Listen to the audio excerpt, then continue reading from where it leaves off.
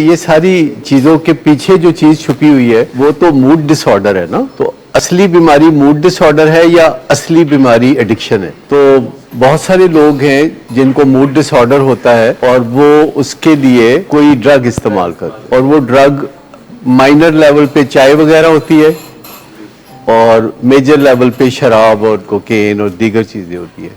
तो असल चीज जो है मूड डिसऑर्डर है, और मूड डिसऑर्डर को ठीक करने के लिए लोग अच्छे रास्ते इस्तेमाल करने की बजाय नशे इस्तेमाल करते हैं।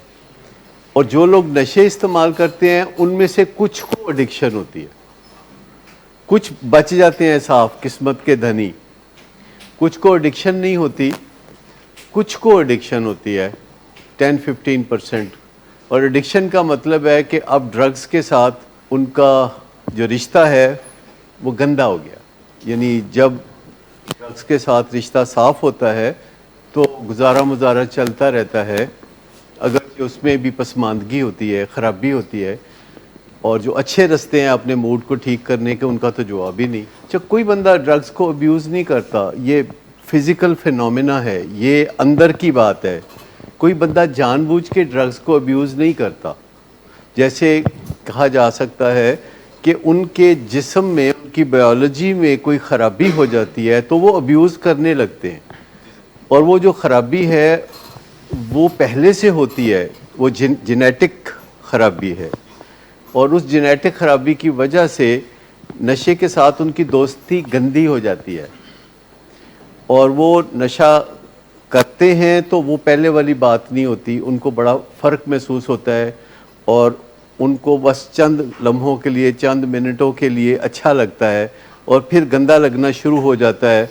और फिर वो और नशा करते हैं इस ख्वाहिश में कि मुझे अच्छा लगे, और थोड़ा सा अच्छा लगता है तो फिर बुरा लगता है। तो जो अच्छा लगना और बुरा लगना है, ये सिलसिला आगे चलता है, इसको एडिक्शन कहते हैं। और एडिक्शन में एक्चुअली जहरीले मादे पैदा होते हैं। मिसाल के तौर पर शराब है तो उसके 3 असर हैं बुनियादी, जो कि टेक्स्ट बुक्स में लिखे हुए हैं कि शराब रिलैक्स करती है, शराब कॉन्फिडेंट करती है, और शराब काइंड बनाती है। ये 3 असर हैं शराब के, जिसकी खातर सारी दुनिया शराब पीती है। लेकिन जब एडिक्शन हो जाती है तो एक और केमिकल ऐड हो जाता है शराब और जिस्म के तावन से, और उसको एल्डिहाइड कहते हैं। हर ड्रग्स में कोई ना कोई एक एक्स्ट्रा केमिकल ऐड होता है, जिसे टॉक्सिक केमिकल कह सकते हैं। बहुत सारी चीज़ें हैं। मिसाल के तौर पर शराब में एक चीज़ जो जहरीले मादे के तौर पर ऐड होने लगती है उसको एल्डिहाइड कहते हैं, और एल्डिहाइड स्ट्रेस देने वाली चीज़ है, एतमाद ख़त्म करके शेम देने वाली चीज़ है, और काइंड बंदे को अनकाइंड बनाने वाली चीज़ है। एल्डिहाइड एक टॉक्सिक जहरीला मादा है जो शराब पीने वालों में से कुछ के अंदर बनने लगता है, जो अल्कोहलिक होते हैं। तो सारा मज़ा किरकिरा हो जाता है, और वो जब शराब पीते हैं तो उनको पहले कुछ आधा घंटा या घंटा या 1.5 घंटा या 2 घंटे तो अच्छा फील होता है। उतनी देर में जिस्म में एल्डिहाइड बनती है तो उनको बुरा महसूस होता है। जब उनको बुरा महसूस होता है तो उनके नज़दीक इसका एक ही हल है कि और शराब पियो, ताज़ा शराब। और वो जब ताज़ा शराब पीते हैं तो उनको फिर थोड़ा सा अच्छा महसूस होता है। थोड़ी देर के बाद फिर और एल्डिहाइड बनती है, फिर बुरा महसूस होता है। तो वो बेचारे इस खींचतान में लगे रहते हैं कि वो अच्छा महसूस करें, और एल्डिहाइड उनको अच्छा महसूस होने नहीं देती। और आखिरकार वो बीच में गनूदगी आ जाती है, जो एल्डिहाइड का खासा है, क्योंकि एल्डिहाइड गनूदगी पैदा करती है, बेबसी पैदा करती है, और वो बिलाखिर पास आउट होके या ड्रंक होके तो सो जाते हैं। इसे सो जाना कहते हैं वो, हालांकि वो सोने से मुख्तलिफ एक हालत होती है।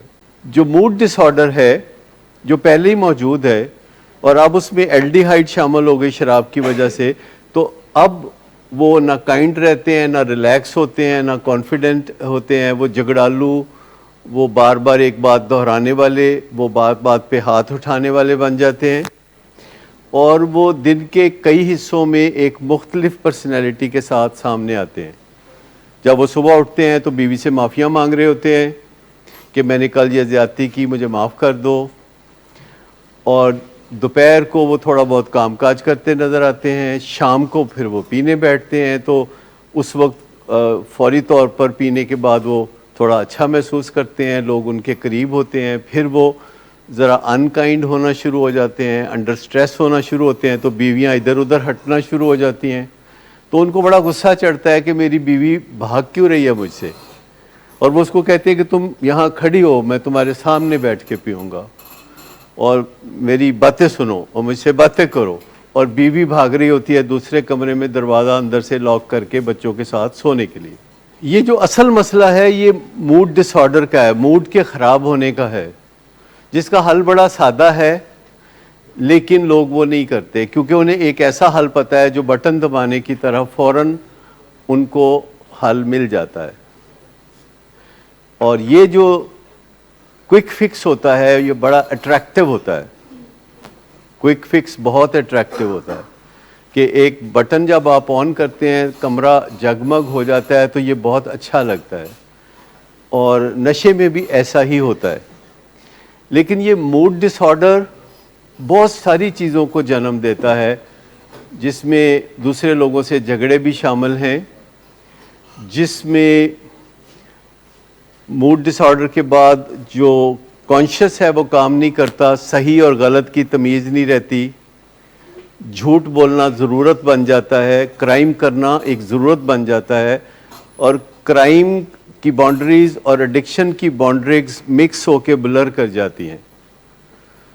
क्योंकि अगर आप देखें तो अगर आपको एडिक्ट मिलता है तो उसके अंदर क्रिमिनल हिस्ट्री मिलती है अक्सर, not always but most of the time.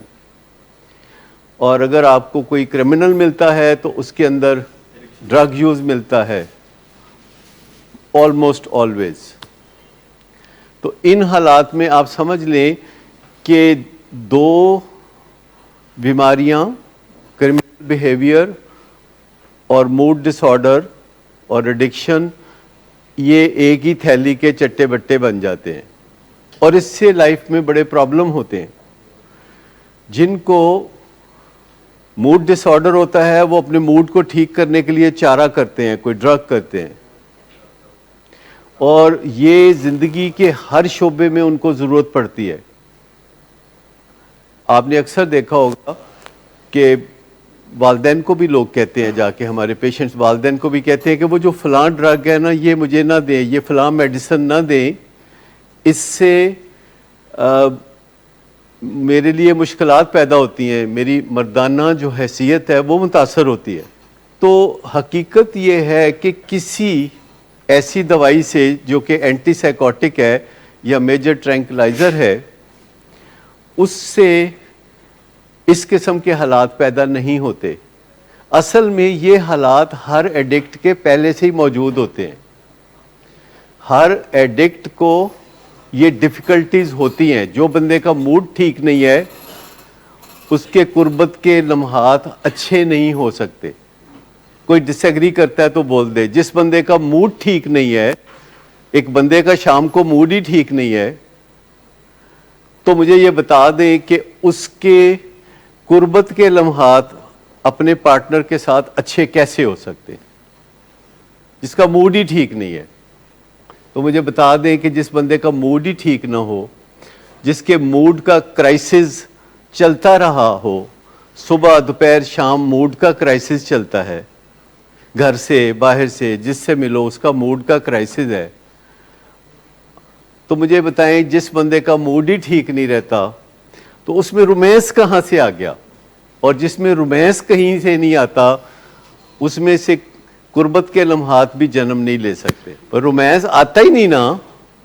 अब रोमांस लाने के लिए सबसे पहले शाम को फिर शराब पीने की ज़रूरत है या कोई ड्रग करने की ज़रूरत है जो पहले आपका मूड ठीक करे, जो कि आधे घंटे में आपका मूड बेहतरीन कर दे। तो जो ड्रग है जब वो मूड ठीक कर देती है तो नहायत तेज़ी से एक झगड़ालू बंदा एक रोमानवियत से भरपूर हीरो बन जाएगा। इमोशनल रेगुलेशन और इसके अलावा बहुत सारी चीज़ें हैं जो कि इंसान का मूड ठीक कर सकती हैं और उसको सारा दिन एक काम करने वाला इंसान बनाएं और शाम को उसको एक रोमानवी इंसान में बदल दें। ऐसी स्किल्स या ऐसे काम मौजूद हैं कि आप सुबह सवेरे जैसे सो के उठते हैं तो आप एकदम वर्किंग गियर में नहीं आते। आप पहले मुंह शुद्ध धोते हैं, चलते फिरते हैं, नाश्ता करते हैं, और इस दौरान आप थोड़ा चेंज हो रहे होते हैं कुदरती तौर पर। आप उसके बाद नाश्ता करते हैं और अपनी गाड़ी में बैठते हैं या किसी तरीके से अपने कामकाज की तरफ जाना शुरू करते हैं, तो आपको याद आना शुरू होता है कि मेरे आज के टास्क क्या हैं। और by the time you reach your office, आप तैयार हैं अपने कामकाज को टेकअप करने के लिए, और फिर आप काम करते हैं, कुछ कामयाबी मिलती है, कुछ हर्डल्स आती हैं, और शाम को 5 बजे 6 बजे या 7 बजे जब आपका काम ख़त्म होता है तो आप कुछ कामयाबी समेट के और कुछ एंग्जाइटी लेके तो अपने घर की तरफ चलते हैं। अब आपके पास 2 रास्ते हैं कि अपने मूड को दोबारा एक घरेलू गियर में कैसे बदलें, घरेलू गियर कैसे लगे। तो आप घर आते हैं तो आपके बच्चे सामने आ जाते हैं, वो आपको आके गले मिलते हैं, वो आपको प्यार करते हैं, आपके बीवी से झगड़े नहीं हैं, वो आपको अच्छे तरीके से मिलती है, तो आपका कुछ मूड इससे बदलता है। फिर आप कपड़े वपड़े बदलते हैं, फिर आप थोड़ा कोई एक्सरसाइज वॉक करते हैं, और फिर रात का खाना खाते हैं। तो जब आप साथ रहते हैं अपनी बीवी के, तो साथ रहने की वजह से बार बार कोई अट्रैक्शन होती है, और फेरोमोन्स एक चीज़ होती है जो प्यार करने वालों के दरमियान जो एक केमिस्ट्री होती है, वो उन केमिकल्स की वजह से होती है जो कि एक दूसरे के करीब रहने से महसूस होते हैं, उनको फेरोमोन्स कहते हैं। लेकिन जो लोग शाम को अपने मूड को ठीक करने के लिए नशा करते हैं, तो वो नशे के ज़रिए अपने आप को रिलैक्स कर लेते हैं। लेकिन अगर एडिक्शन आ जाए तो फिर एक स्ट्रगल बन जाता है कि आप नशे के ज़रिए अपने आप को रिलैक्स करने की कोशिश कर रहे हैं और आप स्ट्रगल कर रहे हैं। स्ट्रगल कर रहे हैं का मतलब है कुछ हासिल वसूल नहीं हो रहा, नेट रिज़ल्ट जो है ख़राब निकल रहा है। अब ऐसे में कुर्बत के लम्हात नहीं आते, ना आपको उसकी परवाह होती है। आपको परवाह होती है कि मुझे किसी तरह नशा हो जाए, तो वो परवाह कोई नहीं होती। और जितने लोग भी मूड की ख़राबी का शिकार होते हैं, उनको हमेशा कुर्बत के लम्हात में एक इनसिक्योरिटी का एहसास होता है, जिसको परफॉर्मेंस एंग्जाइटी कहते हैं। एज इफ कि कोई खेल है जिसमें कोई परफॉर्म करना है, किसी को इम्प्रेस करना है। परफॉर्मेंस एंग्जाइटी जो खेलों में भी होती है कई दफ़ा लोगों को, परफॉर्मेंस एंग्जाइटी, और कुर्बत के लम्हात में भी एक परफॉर्मेंस एंग्जाइटी होती है, क्योंकि मर्दों का मामला औरतों से थोड़ा मुख्तलिफ होता है। और उनको जो परफॉर्मेंस एंग्जाइटी है वो बेबसी के एरिया में होती है। मर्दों के कुर्बत के लम्हात में आई होप एक ख़ास एरिया में होती है, ख़ास एरिया में, यानी कुर्बत के लम्हात में कुछ ख़ास डिफ़िकल्टी है जो उनके बस में नहीं होती। उसमें जो पहला फेज़ होता है वो उनके बस में होता है, दूसरा फेज़ उनके बस में नहीं होता, और तीसरा फेज़ उनके बस में होता है। और जो दूसरा फेज़ उनके बस में नहीं होता, ये उनको परफॉर्मेंस एंग्जाइटी दे रहा होता है। सो ये मसला किसी रिस्परडॉल से, किसी सेरिनेस से, या किसी ऐसी ड्रग से नहीं पैदा होता, या एपीवॉल से नहीं पैदा होता। ये मसला पहले से मौजूद होता है हर उस बंदे में कि जो ड्रग्स का इस्तेमाल करता रहा है अपने मूड को संवारने के लिए। सो इस मसले को सेपरेटली हल करने की ज़रूरत है, क्योंकि ज़्यादातर लोग ऊपर से कुछ भी कहें, अंदर एक बात बीच में होती है कि परफॉर्मेंस को बेहतर बनाने के लिए किसी ना किसी तरीके से जो फॉल्स हमारे ज़हन में आइडियाज़ है परफॉर्मेंस, लेकिन ये अज़ल से ये एक इस एरिया में, लाइफ के इस एरिया में परफॉर्मेंस का बड़ा आइडिया फंसा हुआ है।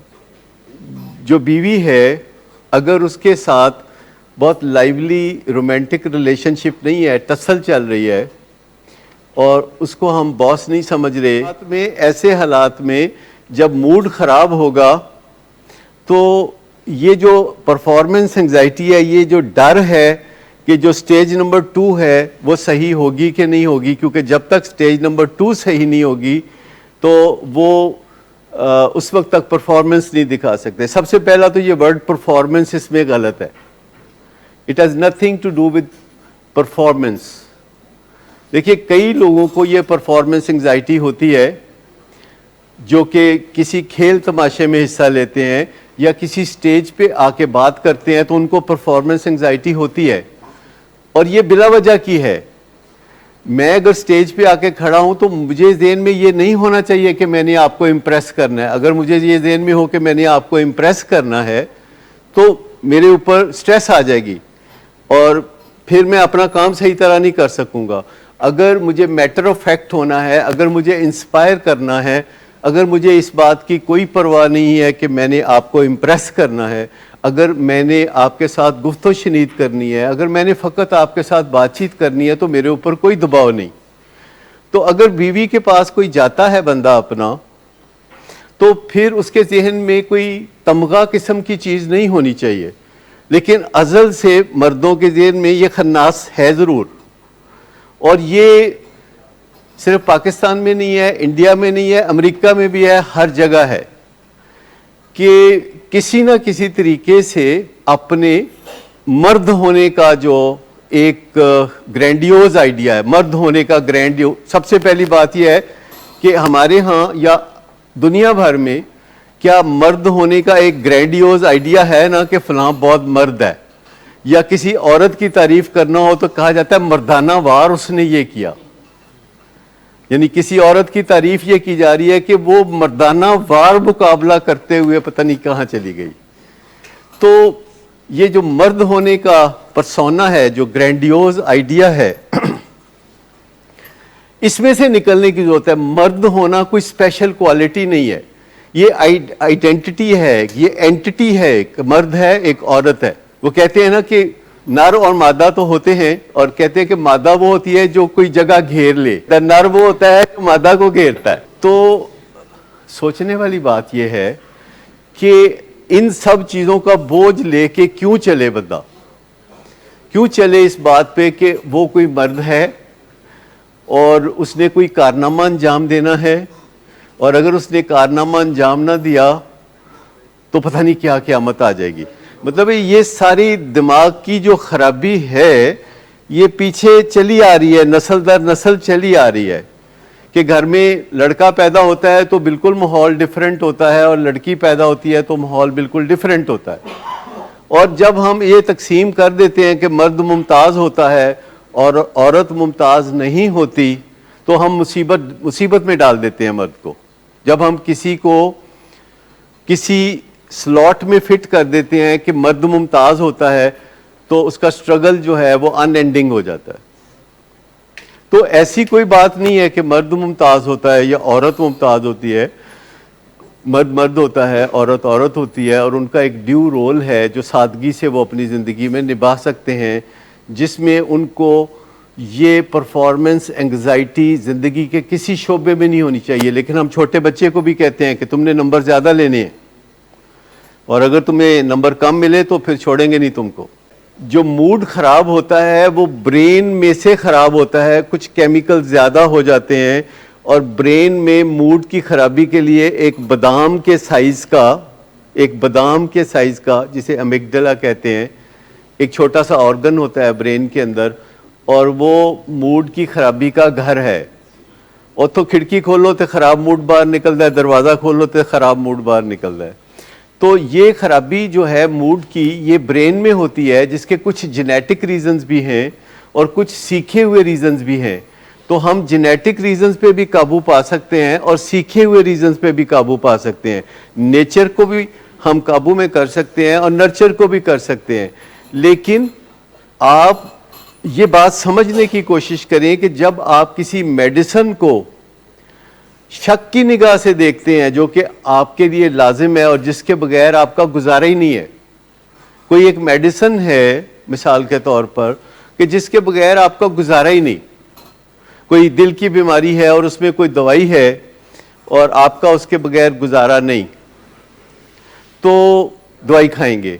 और इसी वजह से जो ब्लड प्रेशर के मरीज होते हैं या दिल के मरीज होते हैं वो ये सब दवाइयाँ खाते हैं, और ब्लड प्रेशर की दवाइयाँ और दिल की दवाइयाँ ये जो कुर्बत के लम्हात का मामला है इस पे एडवर्सली इफ़ेक्ट करती हैं, लेकिन वो इतना इस पे एहतजाज नहीं करते और आराम से वो खाई जाते हैं, और जितना वो कुर्बत के लम्हात से लुत्फ़अंदोज़ हो सकते हैं वो होते रहते हैं, और बाकी वो सीखते रहते हैं कि और बेहतरी की तरफ कैसे जाना है। लेकिन मैं आपको बताऊं कि इन दवाइयों में कोई ऐसी लॉजिक नहीं है कि ये असरअंदाज हों कुर्बत के लम्हात पे, क्योंकि इन दवाइयों का उस सिस्टम से कोई ताल्लुक ही नहीं है, कोई लेना देना ही नहीं है। लेकिन सवाल ये पैदा होता है कि ये दवाइयाँ आप खाते क्यों हैं? ये दवाइयाँ आप खाते हैं थॉट डिसऑर्डर के लिए और मूड डिसऑर्डर के लिए। तो इसका मतलब है कि थॉट डिसऑर्डर है और मूड डिसऑर्डर है, दो ही वजूहात हैं जो आप रिस्पेरडॉल खाते हैं, या तो मूड डिसऑर्डर या थॉट डिसऑर्डर। तो इसका मतलब है कि मूड डिसऑर्डर और थॉट डिसऑर्डर तो है, और इसका मतलब है कि सेक्स में या कुर्बत के लम्हात में मुश्किलात हैं।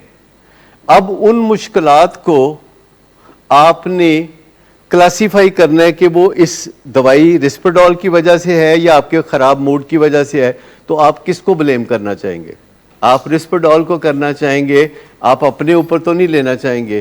तो आप भी चाहें तो रिस्पेरडॉल को ब्लेम कर लें, और चाहें तो रिस्पेरडॉल बंद कर दें, फिर थॉट डिसऑर्डर और मूड डिसऑर्डर और भी बढ़ जाएगा।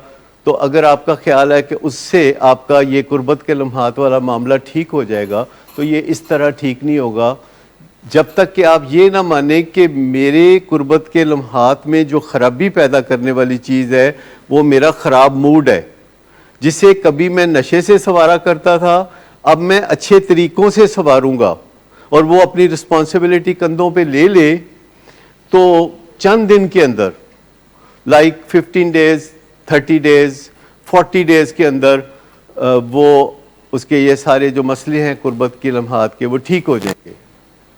लेकिन कोई चीज़ें जो दो एक ही वक्त में हो रही होती हैं उनको ब्लेम करना आसान होता है। एक ही वक्त में आपने नशा छोड़ा हुआ है और आपका मूड ख़राब रहता है, एक ही वक्त में आपको रिस्पेरडॉल मिल रही है ताकि आपको आसानी हो, और एक ही वक्त में आपको कुर्बत के लम्हात के हवाले से कुछ स्टेज नंबर 2 की डिफ़िकल्टी है। तो मुझे बताइए कि आप किसको ब्लेम करना आसान समझते हैं? मेडिसिन। अगर मेडिसिन के बगैर कोई काम हो जाता है तो वो बेस्ट है, और हमने कई दफ़ा देखा है कि जो मेडिसिन हम देते हैं और उसके बाद जब हम कम करते हैं तो लोग अपने कंधों पे बोझ लेना शुरू कर देते हैं। और जब भी मेरे पास आते हैं मेडिसिन रिव्यू के लिए तो मैं उनको बोलता हूँ कि आप क्या चाहते हैं? कहता है मैं चाहता हूँ कि ये कम हो जाए। तो मैंने कहा फिर कंधों पे बोझ लें, फिर आप अपने आप पे बोझ लें और कुछ जिम्मेदारी जो है मेडिसिन से शिफ्ट करें अपने कंधों के ऊपर। और वो कहते हैं कि मैं करूँगा, तो हम आहिस्ता आहिस्ता मेडिसिन ज़ीरो कर देते हैं। मेडिसिन ये विटामिन नहीं है कि जो मैंडेटरी है, अगर इसकी ज़रूरत है तो इसकी ज़रूरत है, अगर इसकी ज़रूरत नहीं है तो इसकी ज़रूरत नहीं है।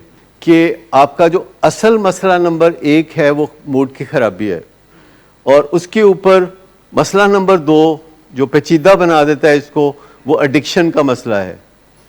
मसला नंबर 3 फिर रिकवरी में आता है कि अब आपने ड्रग हटा दिया है, मूड की ख़राबी उभर के फिर सामने आ रही है, और आपको मैनेजमेंट के लिए कुछ दवाई की ज़रूरत है। अगर आप उस दवाई के बगैर मैनेज कर सकते हैं लाइफ को, अगर आपको थॉट डिसऑर्डर नहीं है, अगर आपको दवाई की मदद की ज़रूरत नहीं है तो दवाई छुड़वा दी जाएगी। लेकिन अगर आपको दवाई की ज़रूरत है अपने थॉट डिसऑर्डर के लिए या मूड डिसऑर्डर के लिए, तो फिर अभी थोड़ा इंतज़ार करना होगा कि वक्त गुज़रे और आप हेल्दी हो जाएं, आपके सिस्टम जो है कुदरती रिकवरी में आ जाएं, और फिर आप अपनी वॉक एक्सरसाइज से, अपनी नींद से, अपने खाने पीने से, और अपने रिलेशनशिप से, और अपने माइंडसेट की पावर से उसको कवर करें। लेकिन उसके लिए फिर आपको थोड़े नॉलेज की ज़रूरत होगी। ये थोड़ा हसास सब्जेक्ट है, तो मैं चाहूँगा कि अपने पेशेंट्स के साथ, उनकी फैमिलीज़ के बगैर भी कभी इसको डिस्कस करूँ, ज़्यादा खुल के बात हो सकती है। और जब भी मैं कभी बात करता हूँ पेशेंट से तो वो ज़्यादा तेज़ी से अंडरस्टैंड करते हैं। लेकिन आप चाहें तो गूगल पे जाके, यूट्यूब पे जाके इस सब्जेक्ट को समझ भी सकते हैं। कि डिफ़िकल्टी कैसे अराइज होती है और डिफ़िकल्टी को कैसे ठीक किया जाता है। ज़्यादातर जो है ये मदद जो है आजकल हासिल कर सकते हैं। लेकिन अगर आपके जहन में कोई सवाल है कि ये फ़लाँ दवाई या फ़लाँ दवाई या फ़लाँ दवाई इस तरह असर करती है, तो मैं आपको इसकी एक मिसाल दूंगा कि जो लोग रिस्पेरडॉल खाते हैं और जो लोग एपिवॉल खाते हैं इसके साथ, वो ओवर ईटिंग शुरू कर देते हैं। हालांकि जो वज़न बढ़ता है वो दवाई से नहीं बढ़ता, ओवर ईटिंग से बढ़ता है। लेकिन उसके साथ साथ चूंकि दवाई भी चल रही होती है तो वो ब्लेम दवाई के ऊपर चला जाता है कि दवाई की वजह से मेरा वजन बढ़ गया है। आपने नहीं सुना कि जो सिगरेट छोड़ेगा उसको भूख लगेगी? भूख तो उस बंदे को भी लगती है जो बाज़ औक़ात डिप्रेशन का शिकार होता है, वो बैठ के खाना ही खाई जाता है और कुछ नहीं। तो एंग्जाइटी वाले को भी भूख लगती है। मूड डिसऑर्डर में भूख लगना या भूख नहीं लगती, खाने को जी चाहता है, दो चीज़ों में फ़र्क है। देखिए यहाँ भी हमारा ब्रेन कितना कंफ्यूज है कि जिस चीज़ को हम भूख लगना कह रहे होते हैं वो भूख लगना नहीं है। ये भूख क्या होती है? नहीं, भूख के क्या निशानियाँ हैं? जब हमें भूख लगती है तो एक चीज़ होती है जो मैदे में खो पड़ती है। अभी कभी आपने देखा जिसको हंगर पैंग्स कहते हैं। अच्छा, ये जो हंगर पैंग्स हैं ये मैदा तड़प तड़प के अंदर से बताता है, लेकिन ये जो खाने को जी करता है ये तो आप टीवी पे कोई चीज़ देखें, पिज़्ज़ा ऑर्डर करें, कोई कर रहा है पिज़्ज़ा ऑर्डर कर रहा है या फूड पैंडा की ऐड आ रही है तो आपको अब भूख तो कोई नहीं लगी लेकिन आपका दिल करता है कि मैं भी मंगवा लूँ पिज़्ज़ा। तो आप समझे इस चीज़ को कि भूख लगना एक सेपरेट इशू है और खाने को दिल करना एक सेपरेट इशू है। और ये जो खाने को दिल करता है इसके ऊपर काबू पाना, आप बड़ा कहते हैं जी हमारी विल पावर है तो इसको काबू पा लें। अच्छा, बात सिर्फ सिंपली इतनी है कि आपने अपनी ग्रूमिंग कैसे की है, अपनी ट्रेनिंग कैसे की है कि आप ज़रा ज़रा सी बात पे बुरा मनाने वाले हैं, या आपने अपने आप को पुख्ता किया हुआ है और आप बुरा नहीं मनाते, आप शेम प्रूफ हैं, आपकी बेइज्जती नहीं हो सकती। अगर आप चाहें तो देखिए ये जो नशा है इसकी बुनियादी वजह जो है, जो मूड की ख़राबी है, उसको अगर एक लफ्ज़ में बयान करें तो वो शेम है। क्योंकि जब मूड ख़राब होता है और बंदा शेम फील कर रहा होता है तो वो बहुत रोमांटिक नहीं हो सकता। ये सही बात है ना? तो अगर आप तहैया कर लेते हैं कि आपने बुरा नहीं मनाना जब तक कि आप कोई बुरा काम नहीं करते, जब कोई आपको बुरा कहता है या क्रिटिसाइज करता है, जब कोई आपको कोई मनफी बात करता है तो उससे आपका मूड खराब नहीं होना चाहिए। आपका मूड उस वक्त खराब होना चाहिए जब आप कोई ऐसी कोताही करें जो कि नहीं होनी चाहिए थी, जिस पे आपको बुरा महसूस हो रहा है कि यार मैंने क्या कर दिया है, या मैंने फ़लाँ बंदे के साथ ज़्यादती की है, या मैंने फ़लाँ फ़र्ज़ पूरा नहीं किया, या फ़लाँ कमिटमेंट पूरी नहीं की। तो ये एक बहुत बड़ा तोहफा होगा अगर आप विलिंग वे से ये सीख लें। तो जब आप समझ जाएं इस बात को कि जब आप अपने मूड को स्ट्रेंथन करना शुरू करते हैं तो आपका पीछे एक नज़रिया होता है कि अगर मेरे साथ ये किया जाएगा तो मैं बुरा मनाऊंगा। एक नज़रिया होता है ना कि अगर मैं माँ बाप से आज पैसे मांगूंगा और वो मुझे नहीं देंगे तो मैं बुरा मनाऊंगा, अगर फलां बंदा मेरी बात नहीं मानेगा तो मैं बुरा मनाऊंगा। तो हमने एक नज़रिया बनाया होता है कि एक डज़न चीज़ें अगर मेरे साथ होंगी तो मैं बुरा मनाऊंगा, और अगर हम ये नज़रिया बना लें कि इन चीज़ों का मैं बुरा नहीं मनाऊंगा, कि अगर मैं फेसबुक पे कोई पोस्ट लिखूंगा और किसी के फेवरेट लीडर को क्रिटिसाइज करूंगा तो लोग लाजमन बैकलैश लेके आएंगे, लोग लाजमन कोई ना कोई अटैक करना चाहेंगे। तो आपने अगर नज़रिया बनाया हुआ है कि आपने बुरा नहीं मनाना, पहले से ही नज़रिया बनाया हुआ है, तो फिर क्या होगा? फिर आप बुरा नहीं मनाएंगे, क्योंकि इसको प्री मेडिटेशन कहते हैं। अगर आपने सोचा हुआ है कि आप लाल बत्ती कभी नहीं काटेंगे, तो आपने सोचा हुआ है कि रात 2:30 बजे भी लाल बत्ती नहीं काटेंगे, और अगर आपने सोचा हुआ है कि राह चलते लोगों पे आप आवाज़ें नहीं कसेंगे, कोई इधर से गाड़ी लेके गुजरा है तो आप उसे बुरे बुरे इशारे नहीं करेंगे, अगर आपने ये सोचा हुआ है तो फिर आपको मौके पे फैसला ही नहीं करना पड़ेगा।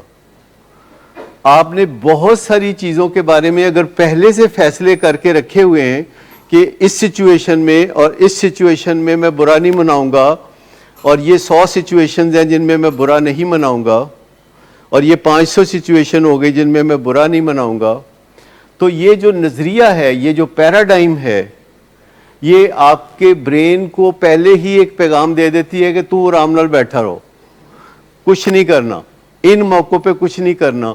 और जिन मौक़ों के बारे में आपने सेपरेट लिस्ट बनाई हुई है कि अगर ये होगा तो फिर मैं गर्मी खाऊंगा, तो इस लिस्ट को थोड़ा छोटा करने की ज़रूरत है कि अगर ये होगा तो मैं बुरा मनाऊंगा।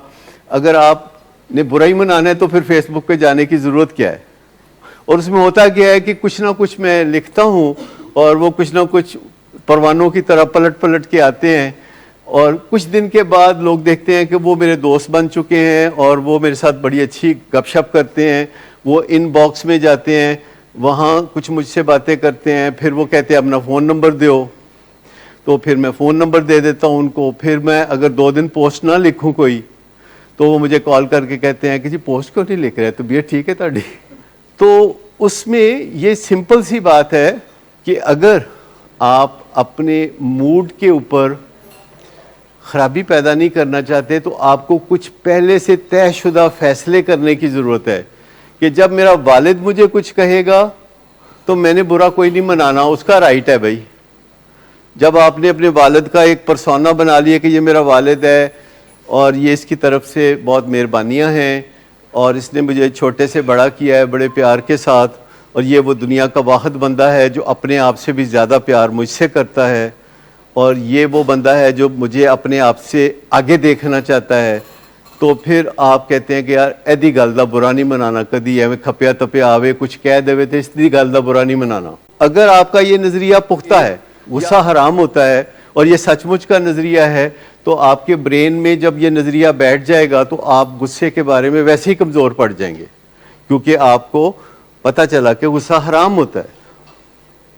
तो बुनियादी तौर पर बहुत सारी चीज़ें हैं जो कि मजहबी नज़रियात से भी हम सीख सकते हैं। मिसाल के तौर पर ये जो मौजू हम कर रहे हैं, तो कुरान पाक में है कि औरतें तुम्हारी खेतियां हैं। आपने सुना कुरान पाक में है कि औरतें तुम्हारी खेतियां हैं। तो बाज़ लोग इससे थोड़ा सा परेशान से हो जाते हैं कि ये क्या बात है, तो फिर आप इस पर गौर करते हैं, आप गौर करते हैं कि ये खेती क्या होती है, तो उसकी निगहदाश्त कैसे की जाती है, उसको पानी कैसे दिया जाता है, उसको बनाया संवारा कैसे जा सकता है, उसमें खाद कैसे डाली जाती है, और जानवरों को उसमें सूअर जैसे जानवरों को उधर आने से कैसे रोका जाता है, उसकी बुरे लोगों से हिफाजत कैसे की जाती है। तो जब औरत को खेती कहा गया तो कहा गया कि निगहदाश्त करनी है आपने इसमें, और खेती से आपको क्या मिलता है? इन बीवी की खबर ही कोई नहीं रखते, रात को 2 बजे पार्टी करके घर में आ रहे हैं, तो फिर आप कोई अच्छी तवक्कुआत ना रखें, फिर कोई आपको रिवॉर्ड मिलने वाला नहीं है। तो ये औरत का प्रिविलेज है कि मर्द ने उसकी निगहदाश्त करनी है, उसकी परवाख्त करनी है, उसको परवान चढ़ाना है, उसको बनाना संवारना है, उसको प्रोटेक्ट करना है। और जब ये जज्बे आपके हों तो ये जो मोहब्बत का जज्बा है ये उसके डिपेंडेंट है। यानी अगर मोहब्बत नहीं है, अगर मोहब्बत नहीं है और आप कुर्बत के लम्हात की तरफ जाना चाहते हैं तो ये जानवरों वाला काम है। लेकिन अगर मोहब्बत है और आपको अच्छा फील होता है एक दूसरे के करीब होना, एक दूसरे को देखना, एक दूसरे से बातें करना, एक दूसरे को छूना, अगर ये सारा दिन अच्छा लगता है तो फिर कोई मसला पैदा नहीं होगा। और अगर आप परफॉर्मेंस एंजाइटी में भी नहीं है क्योंकि आपने कोई तमगा नहीं लेना, इसमें कोई इतने बहादुर शादर बनने की ज़रूरत नहीं, इतने नर बनने की ज़रूरत नहीं है, इतना फ़ख्र करने की ज़रूरत नहीं है इस बात के लिए कि मैं जी मर्द हूँ। यानी मर्द होना पर से कोई इतना कारनामा नहीं है और इसमें आपकी कोई कंट्रीब्यूशन भी नहीं है। ये सिर्फ औरतों को लेट डाउन करने का एक तरीका है कि हमारे मुआशरे में या दुनिया के बेशतर मुआशरे में इस तरह की सोचें होती हैं जिससे कि मर्द के ऊपर इतना बोझ लाद दिया जाता है कि जिसके ऊपर वो पूरा नहीं उतर सकता और उसकी कमर टूट जाती है। और अगर औरत को एक वर्दी पार्टनर के तौर पर लिया जाए और उसके किए जाने वाले कामों को कदर व कीमत की निगाह से देखा जाए तो फिर मियाँ बीवी के दरमियान जो खूबसूरत रिश्ता है वो और भी निखर और समझ जाता है। लिहाजा गलत फहमियों में ना पड़ा करें, थोड़ा ज़हन से काम लिया करें। और ये सिस्टम जो है, जो कुर्बत के लम्हात से मुतल्लिक़ है, अल्लाह ताला ने सबसे स्ट्रॉन्ग बनाया है, क्योंकि इस सिस्टम की ज़रूरत इंसानों के अलावा अल्लाह को है बंदों से, कि अगर बंदों का ये सिस्टम ख़राब हो गया तो अल्लाह की जो ये सारी दुनिया है ये वीरान हो सकती है। आज से 100 साल पहले दुनिया की आबादी 50 करोड़ थी, आज दुनिया की आबादी 8 अरब है, 16 टाइम्स, 100 ईयर्स में 16 टाइम्स। तो ये इस वजह से तो नहीं ना हुई कि ये सिस्टम कमज़ोर है, यानी बावजूद इंसानों की कोताहियों के, बावजूद इंसानों की इनसिक्योरिटीज़ के, सबसे पहले इंसान को ये तस्लीम करने की ज़रूरत है कि ये अल्लाह का करिश्मा है, ये बंदे के हाथ में नहीं है, मर्द के हाथ में नहीं है। स्टेज 2 जो है ये मर्द के हाथ में नहीं है, ये ब्लेसिंग ऑफ गॉड है। अगर आप उससे कनेक्शन बनाएं, स्पिरिचुअल कनेक्शन बनाएं, तो आपको कभी मुश्किल पेश नहीं आएगी और आप एक नॉर्मल ज़िंदगी गुजारने में आसानी महसूस करेंगे। लेकिन उसके लिए आपको बहुत से वाहियात नज़रियात से छुटकारा पाना होगा, जो हमने टीन एज में सीखे होते हैं। और सीखे किन से होते हैं? अपने हम उम्र लोगों से, यानी ब्लाइंड लीडिंग द ब्लाइंड, ये उनसे हमने सीखे, जिन्हें खुद पता नहीं होता। देखो, लेकिन खुदा जिसको सलाहियत दे। मेरे साथ एक डॉक्टर साहब काम करते थे 1978 में, और उनका नाम था डॉक्टर सलीमान ताहिर। अब वो इंग्लैंड में बर्मिंघम में साइकेट्रिस्ट हैं और रिटायर भी हो गए। हालांकि वो मुझसे मेरे ख्याल में 15-20 साल छोटे थे, और बड़ी शानदार डॉक्टर, और मेरे साथ मिल के काम करते थे हम।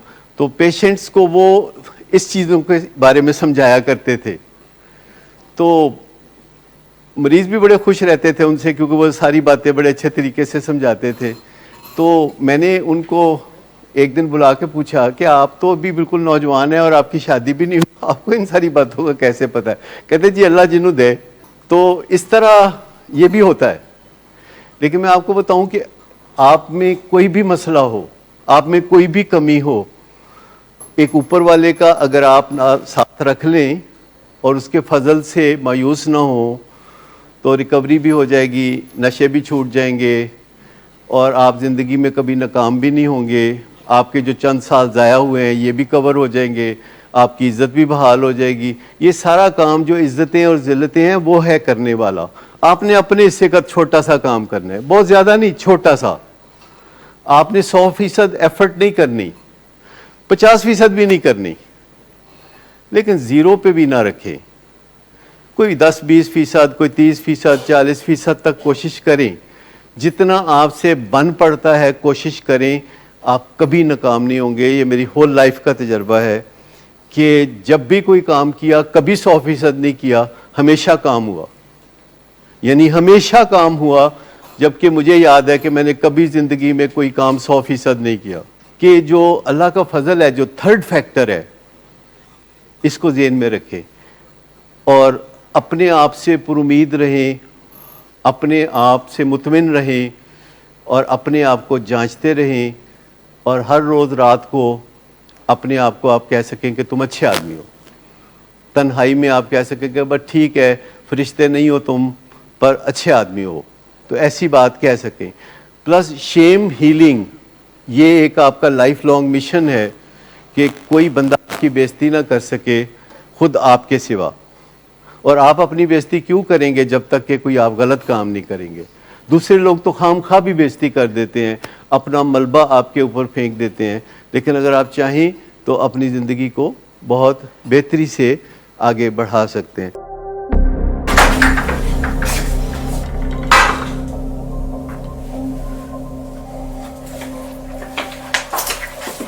आज फिर भी कराया तो? नहीं तो इन बच्चों का ही ख्याल कर लो। बंद करो तुम अपनी बकवास। लेकिन तुम अपनी घटियार को तो सिर्फ बाज मत आना। तुम हो ही घटिया इंसान। तुम होती कौन हो मुझे रोकने वाली? तुम्हारे बाप के माल की पीता हो क्या? शराब नोशी की वजह किरदार की खराबी नहीं, मूड की खराबी है। शराब नोशी कभी भी नशे की बीमारी में बदल सकती है। नशे की बीमारी हर स्टेज पर काबिले इलाज है। मदद हासिल कीजिए, क्योंकि वो ऐसा नहीं करेगा। विलिंग वेज से मदद हासिल कीजिए, कहीं से भी मदद हासिल कीजिए, लेकिन फौरी मदद हासिल कीजिए। जिस मुआवजे के इंतजार में आपने बहुत देर कर दी, अब वो दस्तक दे रहा है। मदद हासिल कीजिए, मदद हासिल कीजिए, मदद हासिल कीजिए।